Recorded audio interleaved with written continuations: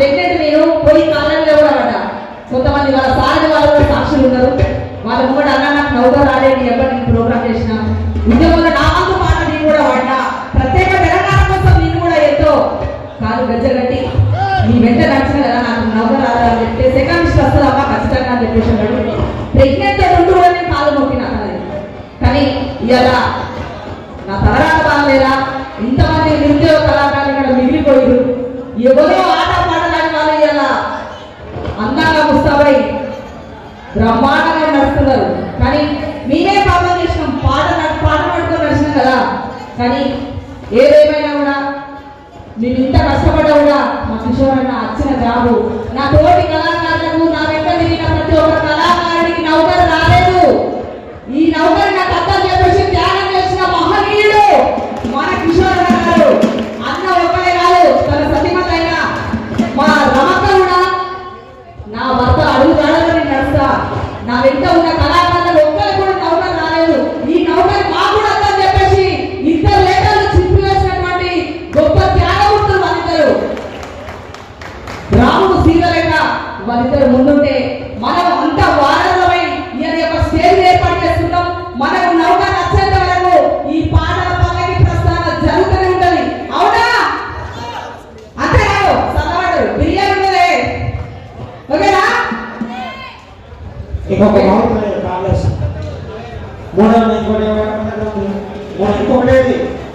కళాకారులు కాంగ్రెస్ ఇంకొకటి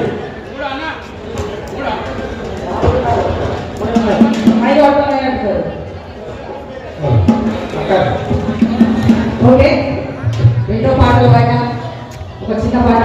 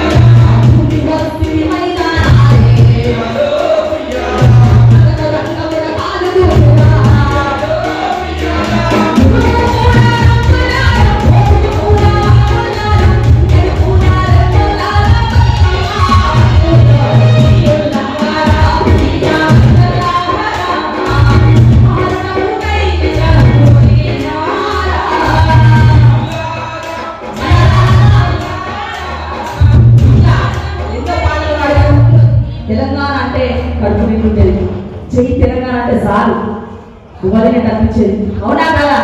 ప్రతి ఒక్కరి నినాదం అదే.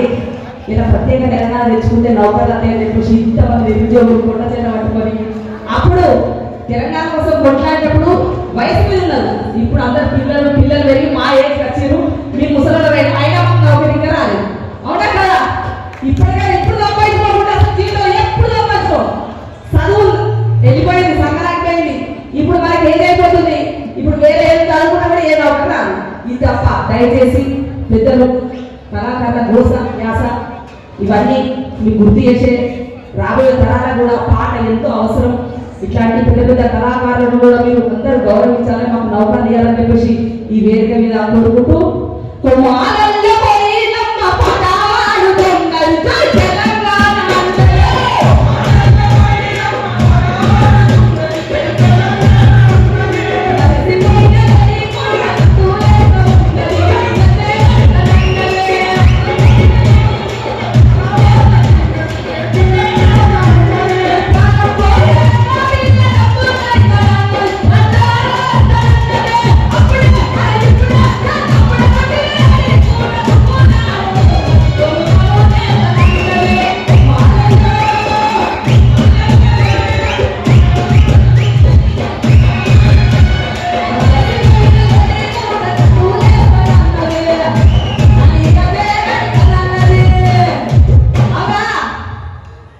ఇట్లుండే పాటలు ఒకసారి లవాల గుట్ట నిన్ను లవాడెంత కొడతా బిడ్డ లవాల గుట్ట నిన్ను లవాడెంత కొడతా బిడ్డ లవాల గుట్ట నిన్ను లవాడెంత కొడతా బిడ్డ లవాల గుట్ట నిన్ను లవాడెంత కొడతా బిడ్డ తనలేని తలాడెంత నా గుట్ట పటేల సుధాకర లవాల గుట్ట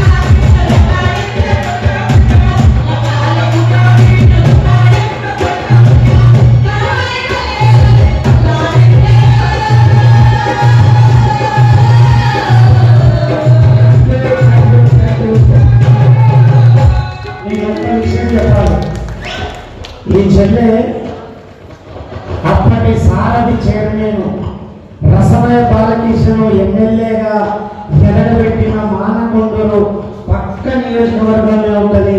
అప్పటి ధూమ్ధాంలో చెప్పింది కదా, దారిలో మోయడంతో కాదు బరువైన పాటలు పాడింది. కానీ మీరు చెప్పాలి, ఈ చెల్లెకు ఉద్యోగం రావాలన్నా వద్దా? ఈ చెల్లెకు ఉద్యోగం రావాలన్నా వద్దా? అర్హులైన కళాకారులు బయటనే ఉన్నారు. అందుకే పాటల పల్లకిలో మన సారథుల ఉద్యోగాల కోసం మిమ్మల్ని మోసుకుపోయే కార్యక్రమమే ఈ పాటల పల్లకి ఉద్దేశం. ఇప్పుడు గోగల సంబంధం